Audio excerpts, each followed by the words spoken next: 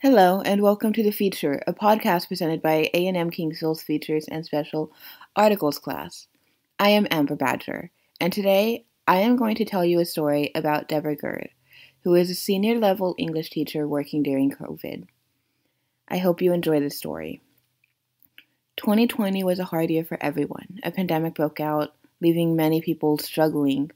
The ones probably filled with the most uncertainty regarding changes would be teachers and parents of the students. Deborah Gerd, a 12th grade English teacher, spoke of the situation regarding the challenges a teacher is facing during these trying times.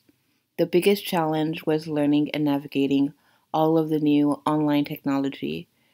We were expected to be experts so we could teach our students how to navigate the online system. Of course, the pandemic also interferes with the relationship a teacher tries to build with their students. Deborah Gerd added, "It's not the same as physical interaction. I can read my students better in person via their body language and it's less personable." Also in March, when we were all at home, I had students tell me they didn't want to bother me with questions because they knew I was home with my son.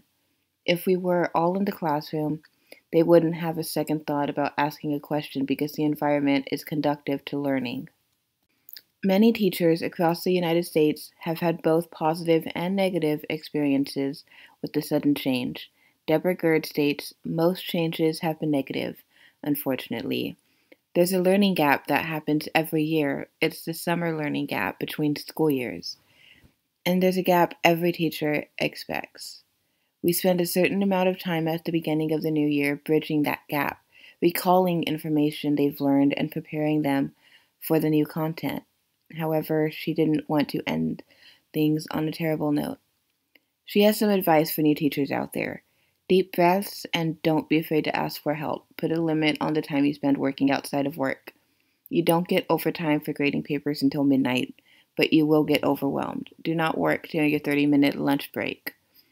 A local parent has some thoughts on living during a pandemic and how it affected her family as well. Dawn E. Robertson of Portland said of the changes in school, "I can tell the teachers have been working really hard over the summer to figure out how best to make this work. Unlike last spring, where they were thrown into it and their only option was to do the best they could." Her husband, Dale Robertson, included, "My son has always excelled with working at his own pace, which he's able to do completely. Because of this, his grades have improved, and he seems less stressed. My daughter says she enjoys it because it's not as rigid as face-to-face schooling is, and she is also thriving." When asked about how they felt about the changes the school had, Dale Robertson concluded, "There doesn't seem to be as much communication as there should be with the teachers."